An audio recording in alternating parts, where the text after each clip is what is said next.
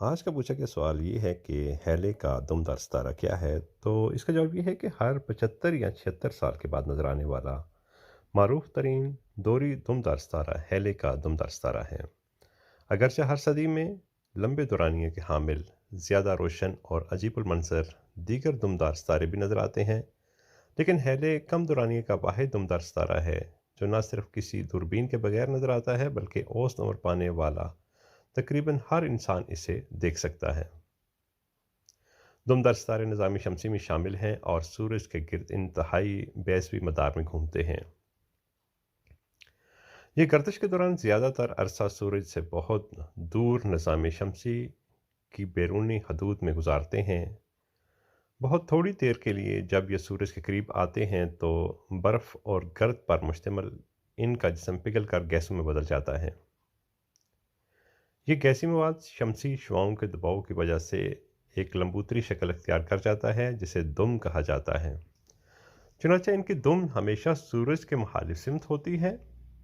سورج کے گرد گردش کرتے ہوئے دمدار ستارے کا سورج سے نزدیک ترین فاصلہ اس کا پیری ہیلن کہلاتا ہے۔ ہیلے کے دمدار ستارے کا پیری ہیلن 0.6 فلکیاتی اکائی یعنی آسٹرونامیکل یونٹ ہے۔ یہ پیری ہیلن سورج سے نزدیک ترین سیاروں عطارد اور زہرہ کے فاصلے کے درمیان واقع ہے۔ سورج سے اس کا بعید ترین فاصلہ یعنی ایفیلین 35 فلکیاتی اکائی ہے جو سورج کے بعید ترین سیارے پلوٹو کے فاصلے کے برابر ہے۔ سورج کے گرد اس کی گردش کا رخ دیگر سیاروں کے الٹ ہے۔ اس کے مرکز کی لمبائی 15 کلومیٹر، چوڑائی 8 کلومیٹر اور موٹائی بھی 8 کلومیٹر ہے۔ اس کی کمیت اگر کلو گرام میں نکالی جائے تو 2.2 ضرب 1 کے آگے 14 صفر لگائیں تو جو حاصل ہوگا وہ اس کا وزن ہوگا۔ سائنسی نقطہ نظر سے اس کا اولین مشاہدہ 1662 میں ایڈمنڈ ہیلے نے کیا۔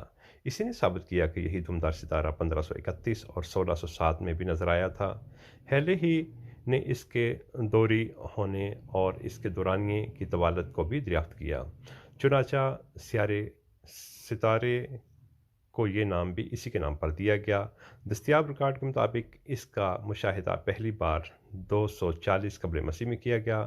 ہیلے کا دمدار ستارہ آخری بار 1986 میں نظام شمسی کے اندرونی حصے میں وارد ہوا اور انسانی مشاہدے میں